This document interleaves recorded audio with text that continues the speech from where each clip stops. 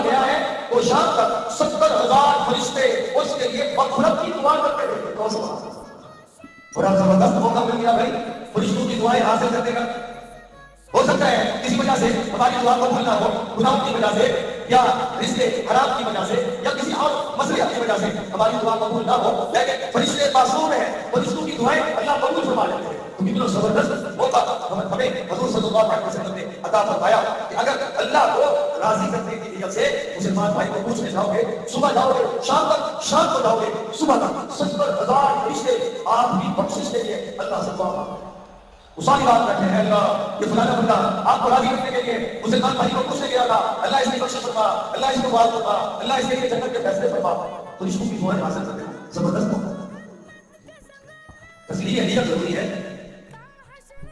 और आप सल्लल्लाहु अलैहि वसल्लम ने फिर मरीज की अयादत के आदाब भी बयान किया है।